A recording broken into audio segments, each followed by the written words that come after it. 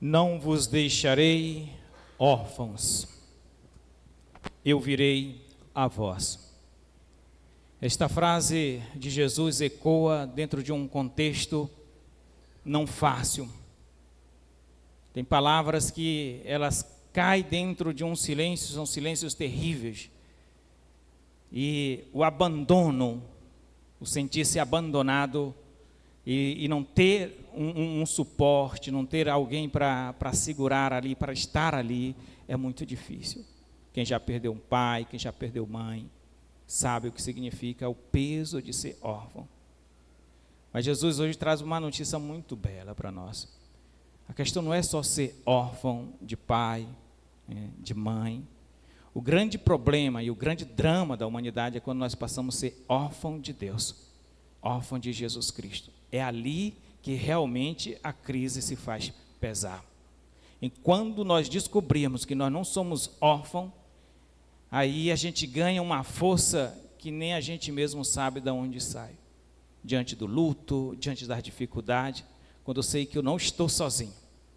Eu não deixarei vocês órfãos.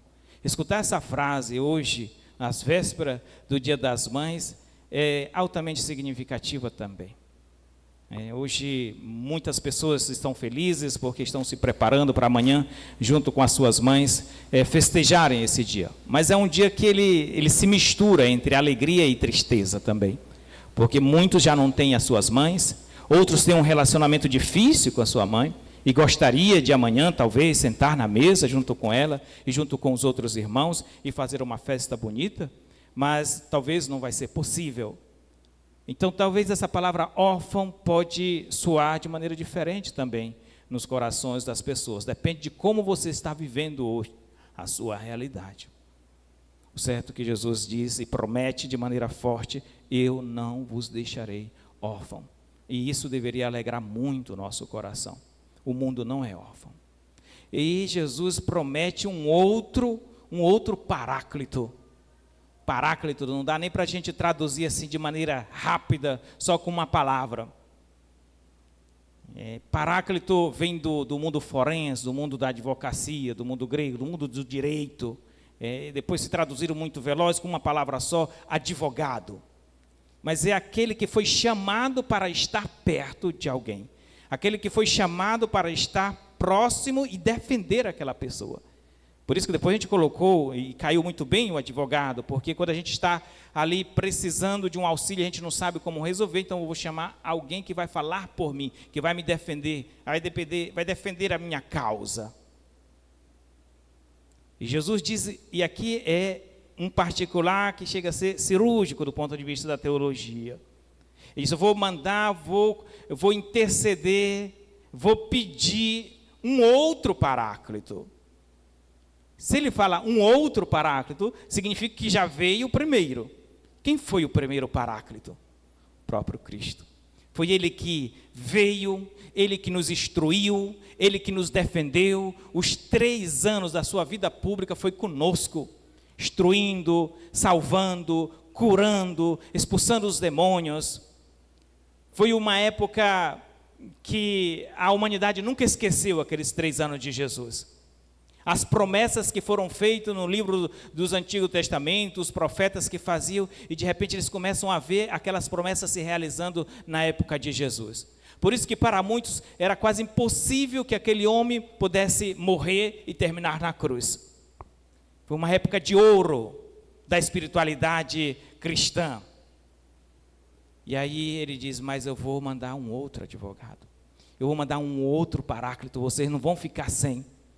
E se naquele momento, ou na primeira fase, o primeiro paráclito, Jesus Cristo, que não é diferente, porque onde está um, está o outro, era, digamos assim, fisicamente falando, limitado, estava lá em Jerusalém, e as pessoas tinham contato com esse paráclito, conversava com ele, tocava na túnica dele. Esse segundo paráclito, que é essa segunda forma de Jesus continuar no meio de nós, ela não tem fronteira, esse paráclito não tem fronteira. Por isso que nós vivemos realmente a época do Espírito Santo. Já passou a época do pai, e era só o pai que falava, o pai enviava, e a gente percebe muito isso no Antigo Testamento. Depois vem o Filho que se encarna, e está no meio de nós. Deus decide de se encarnar, e estar no meio de nós. Nós tocamos, nós ouvimos a sua voz, ele tem rosto, ele tem nome, ele tem uma família. E de repente a nossa geração chega em um momento onde nós nem escutamos mais tantas revelações, não vimos tantas revelações, nem as vozes, a gente não tem todas aquelas narrativas do Antigo Testamento, não temos mais como tocar no próprio Jesus, ver, conversar, sentar como um de nós, com a nossa forma, mas é a época do Espírito, não significa que ele está ausente. Eu vou mandar o Espírito Santo para estar com vocês. Que na verdade a saída dele, na verdade, é uma ida e uma chegada ao mesmo tempo, porque ele não vai. É uma forma dele ficar conosco, a forma espiritual. E talvez para nós isso é um pouquinho mais difícil, porque o Espírito a gente não vê. A gente não vê. Mas será que é tão difícil assim? Porque para muitos em Israel, há 2000 anos atrás, não acreditaram em Jesus. E não acreditaram em Jesus por quê?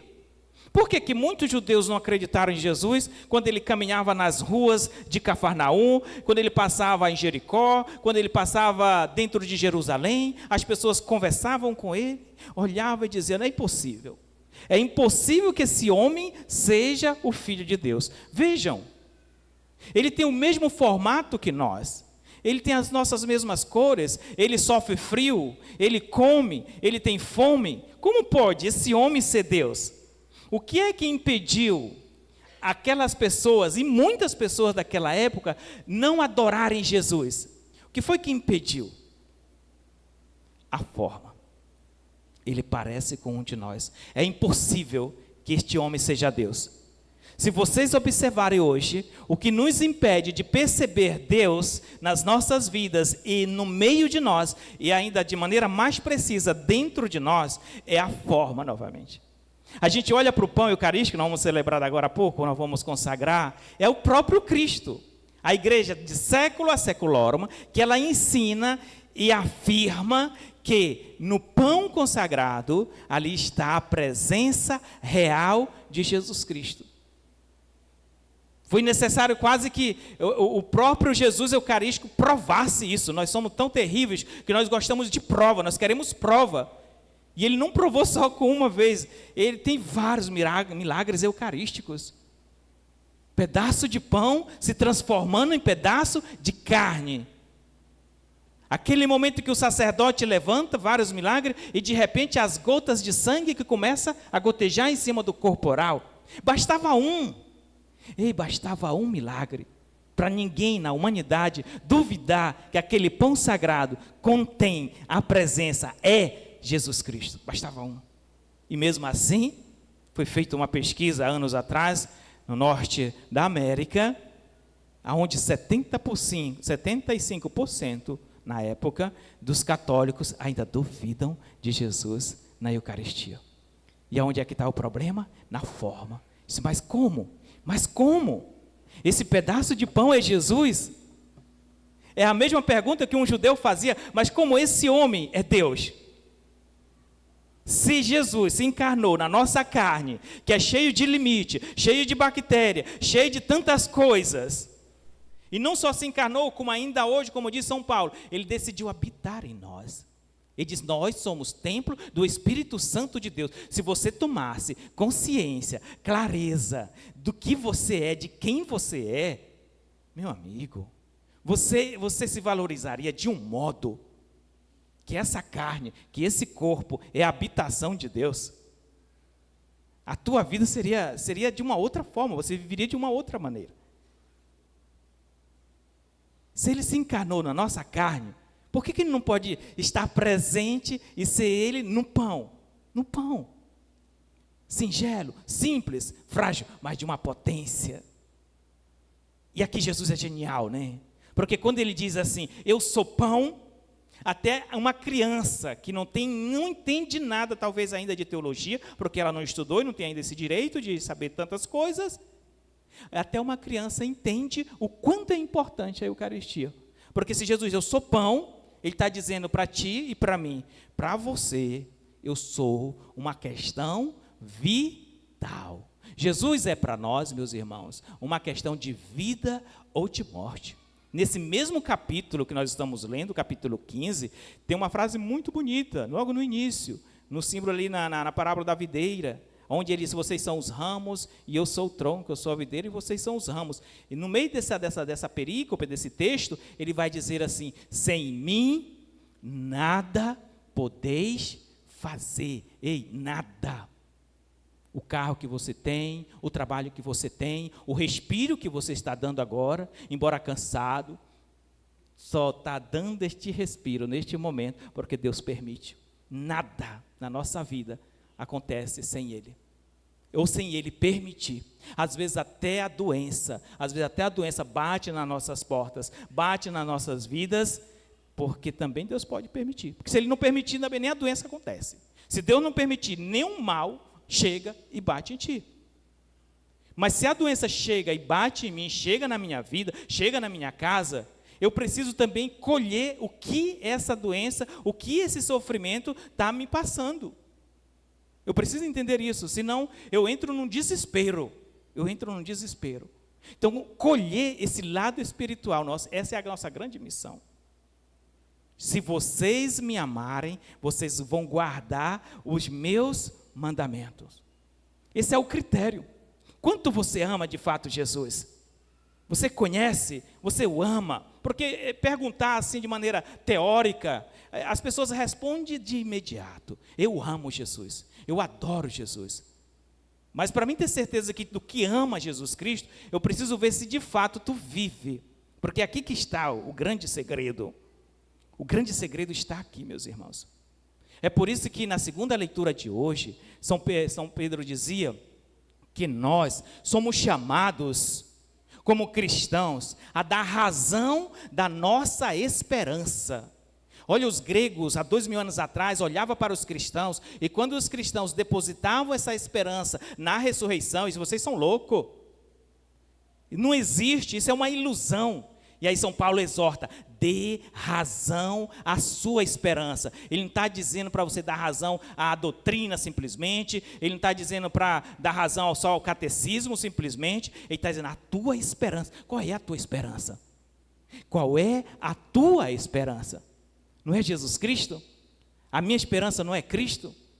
Como é que eu vou dar razão de Cristo? Como é que eu vou provar que Ele de fato existe e por que eu espero nele? Como é que eu mostro isso?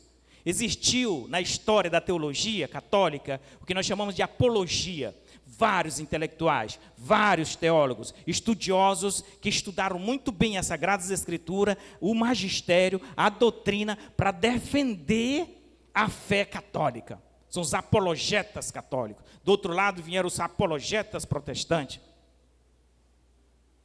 Mas uma coisa é certa, e os padres escolheram muito bem. Sabe como é que a gente vai defender a fé? Não é discutindo ou vencendo argumentações. Nem sempre aquele que vence a argumentação teológica ou doutrinária que seja, venceu. Sabe como é que a gente vai realmente dar razão da nossa fé? É com o nosso testemunho. Pessoas que nunca talvez fizeram teologia na vida, mas têm uma vida tão arraigada, tão entrelaçada entre a vida de Cristo e a dela, que ela é um testemunho. É impossível a pessoa olhar para ela e dizer que Jesus não existe. Olha o São Francisco de Assis. Como é que tu pode olhar para um São Francisco de Assis, um homem que deu um testemunho de vida desse, e dizer que Deus não existe? E não foi um grande teólogo. Teólogo no sentido de escrita, de literatura, mas foi um teólogo sim, porque fala de Deus com o corpo, fala de Deus no silêncio. Nós deveríamos nos preocupar muito, porque a gente é tão tímido, eu não sei falar de Deus, eu não sei dar razão da minha fé, eu não sei, ele não está falando para tu explicar. Olha, para explicar, tem muita gente bom. Se tem. Tem muita gente boa, que não quer chamar popularmente, muita gente boa no gogó. E aí, hoje é uma questão de técnica. Você faz um curso de oratória, você faz um curso de retórica, estuda um pouco de literatura daqui, um pouco de literatura de lá, e você encanta um público. Hoje existe técnica, o coach está aí para isso. Existe técnica para me emocionar o público. Existe técnica para me fazer o público chorar, falar bem. É só estudar que você vai aprender e vai falar bem e está tudo certo. Agora, meu amigo, da razão, da fé em Cristo, não basta só falar bem. Não basta, não é o suficiente. O que de fato dá razão à tua esperança é o modo como você vive. É o modo como nós vivemos. É o modo como nós declinamos de fato a nossa fé na nossa vida. Pergunte para você, como é que você está vivendo a sua fé lá no trabalho? Como é que você está vivendo a sua fé no seu relacionamento atual hoje? Como é que você está vivendo essa esperança diante do sofrimento que você está passando? Porque São Pedro vai dizer hoje de maneira muito clara, até os nossos sofrimentos, se é por causa de Cristo, seja feliz. Até os nossos sofrimentos, se você tem certeza que aquilo que estão falando de você não é verdadeiro, pronto, durma tranquilo. O problema não é seu, o problema é de quem inventou a conversa. Mas não, o que é que a gente faz? A gente perde o juízo, a gente perde tudo. Ei, se não é verdadeiro, louve ao Senhor. Quando falarem uma coisa sobre você, por causa de Cristo, e não for verdadeiro, louve o Senhor. Graças a Deus que eu sei, e meu Deus sabe, que não é verdadeiro. Ponto. Agora, meu irmão, quando falar uma coisa de você, e for de verdade, aí te prepara para mudar de vida, viu? Aí não é para tu te alegrar não, diz, rapaz, tem razão mesmo, agora eu tenho que ver o que é que eu vou fazer, porque o que estão falando é verdade, eu sei que é verdade, só não queria que saísse assim tão publicamente, né? Mas já que saiu, agora eu vou tentar. É ali que entra. Mas se estão falando uma coisa que não é verdade sobre mim, por que eu vou perder a minha energia, perder a minha paciência e perder a minha paz? Por quê? Se não é verdade. Pronto, deixa lá. São Filipe, hoje, ele desce para Samaria, cheio do fogo, cheio do Espírito Santo, né? E chega lá, anuncia a palavra de Deus para a multidão. Ir para Samaria, nós sabemos isso, é um lugar que era contrário. Eles eram vistos ali como uns hereges, não era para ir. Né? Até Jesus também passou pela Samaria, agora Filipe passa também, e diz que tinha uma alegria. E não era uma alegriazinha assim de ruídos, não. Diz que a cidade inteira gritava, ecoava de alegria, depois que ele proclamou a palavra. E muita gente foi batizada em nome de Jesus.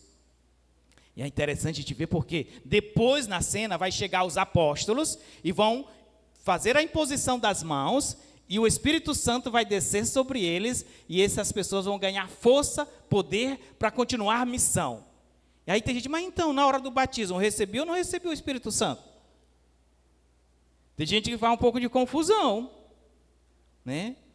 Vejam, no Atos dos Apóstolos, o que o evangelista quer mostrar, o autor, é uma missão onde tem como protagonista, de fato, o Espírito Santo. Mas no batismo a gente já recebe o Espírito Santo. Não é no batismo nós nos tornamos filhos de Deus? É no batismo. O batismo no Espírito Santo, quando nós somos batizados, nós recebemos o Espírito Santo sim. É vida nova. É um Espírito que nos renova. Mas a imposição das mãos é o mesmo Espírito, não é um outro Espírito diferente. Mas é um Espírito Santo que vem para te capacitar, te dizer, agora você está pronto para a missão. A igreja acolheu muito bem isso aqui. Batiza quando é criança, e depois deixa crescer, primeira comunhão, crisma. Né? O que é que o pessoal diz popularmente? Com a crisma você se torna adulto, porque agora você recebeu a unção do Espírito Santo, o bispo te ungiu, deu um tapa no teu rosto para ver se tu te acordava, e disse, agora vai meu filho, agora é a hora da missão, agora você está pronto.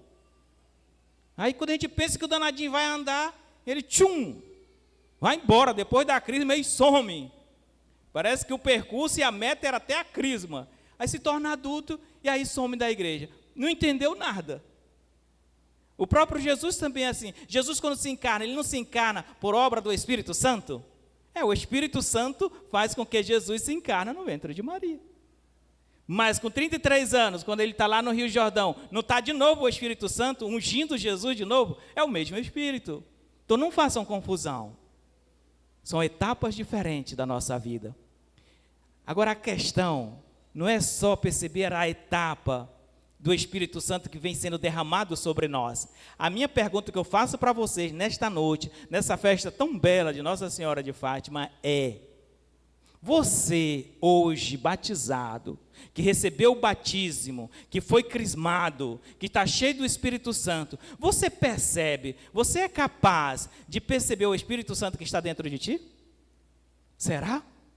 Porque se você perceber o quanto o Espírito Santo habita em ti, meu amigo, você se torna um gigante da fé. Deixa o Espírito Santo te mover. É o Espírito Santo que me move quando eu decido perdoar. É o Espírito Santo que me move quando eu digo: não, eu vou trabalhar mais na igreja, eu vou ajudar um pouco esse padre, coitado, está trabalhando demais, está sozinho. Não, eu vou. É o Espírito Santo que está falando contigo. Quando você vê uma pessoa que está morrendo ali, e você tem um pouco e pode ajudar, é o Espírito Santo que está te movendo. Deixa o Espírito Santo te mover. Deixa. O Espírito Santo faz coisas extraordinárias na nossa vida. Ele é livre, ele é sem fronteira, ele age aqui. Isso aqui é muito belo, que Jesus, quando ele diz: eu vou mandar o Espírito Santo para estar junto com vocês e eu vou estar com vocês. Ou seja, não está mais limitado a um corpo. Jesus, ele está aqui. Ele está nos guiando aqui, ele está guiando os cristãos que estão na Europa, ele está guiando os cristãos que estão na África, não tem mais fronteira. Então deixa o Espírito Santo te mover. Para você vir para a missa hoje, foi o Espírito Santo que te moveu. Aí você vai: padre, não sei não. Quem me moveu mesmo foi minha mulher, que ela foi puxar. Ela disse: ou tu vai, ou tu não vai, mas tu vai ter que ir. Pois é, mas mesmo a mulher te puxando. É o Espírito Santo dando força para ela, para também te convencer. Não, eu tenho que ir para a missa hoje. Hoje é sábado, hoje é o dia do Senhor. Então deixa o Espírito Santo agir dentro de ti. Mas aí o pecado vai chegando de um lado, o pecado vai chegando do outro. Parece que a gente não vai dando espaço para o Espírito Santo agir. E aí pensa que não, é o mal que age na gente. Eu não deixo o Espírito Santo quando eu não deixo ele agir quando eu não perdoo, por exemplo. Gente, se tem uma coisa que é libertadora na nossa vida, é o perdão. Nelson Mandela, africano que passou mais de 27 anos preso, resistência africana, sul da África, quando ele saiu, ele tem uma frase que ficou conhecida no mundo inteiro, que ele disse: não perdoar é como tomar veneno e esperar ou torcer para que o inimigo morra. Já pensaram como é forte a ausência do perdão? A ausência do perdão gera o quê? Gera ódio, gera raiva. E isso corrói, isso é veneno. Outra, sempre dele: tu quer valorizar o teu inimigo? Então odeia-o. Porque quando você passa a odiar o teu inimigo, ele passa a ter o centro, ele passa a ir para o centro da tua vida. É ou não é? É. Quando a gente está muito decepcionado com uma pessoa e aquela pessoa se tornou meu inimigo ferrenho, e tu não sabe o que fazer, que às vezes vem até pensamentos malucos na tua cabeça, meu amigo, tem dia que você nem come, e tem dia que você não vai dormir pensando em quem? Quanto mais você quer ficar distante daquela pessoa, quanto mais aumenta o teu ódio, mais aquela pessoa vai ficar próxima, ou se não dentro de ti. Tu quer distância quando pensa, não, tu está na tua cama, que é o lugar mais íntimo que tu tem da tua casa, e pensando na pessoa que tu mais odeia. É uma coisa terrível a ausência do perdão. Quer libertação? Libere perdão. Libere. Não deixe esse veneno te corroer. Que a nossa mãezinha do céu nos ajude. Nossa Senhora de Fátima, uma das coisas que ela pedia enquanto mãe, lá em Portugal, era oração, penitência e conversão. É isso que está faltando para a gente ter, não só pessoas que falam bem, mas que a gente possa ter ainda hoje testemunhos. As palavras ensinam, os testemunhos arrastam. São Gregório Magno, São João Paulo II também reafirma. Nós estamos precisando mesmo de testemunho. Tinha tantos mártires antigamente, pessoas que dedicaram a vida inteiramente à igreja, e se fosse o caso, morria por Cristo. Hoje é uns cristãozinhos fraco. Meu amigo, dá uma chuva, ele não vem. Dá uma chuva, ele não vem. Aí tu pega um registro antigo, eu tenho santos na patrística, que ele estava sendo direcionado para o Coliseu Romano, sabia que ia ser devorado por um leão lá dentro, não tinha como escapar, e as pessoas querendo impedir, disse, não, deixa que esse martírio vai glorificar o nome de Deus. Aí uma chuva te impede, meu amigo. Olha, será que a gente quer ir para o céu mesmo? Ah, não, hoje eu estou cansado. Ou então o dia do Senhor. A gente não sabe mais o que é o dia do Senhor, porque parece que todos os dias é nosso agora. E começa cedo, é na sexta-feira. Tem um negócio de um hashtag que eles colocam lá. Hashtag sextou. Começa assim logo a bagaceira. Hashtag sextou, aí começa sextou, sabadô, domingo, ele não veio na missa, e quando o singudô está lá, parecido um zumbi. Não dá conta nem de trabalhar, liso, devendo os outros, já brigou com a família, já bateu não sei quem, bateu no cachorro, bateu no gato. Que vida é essa, meu irmão? Que vida é essa? Então, se nós temos um nome chamado cristão, e você é batizado, você tem uma grande missão. Dê razão da sua esperança com a vida, não só com as palavras. Seja louvado o nome do nosso Senhor Jesus Cristo.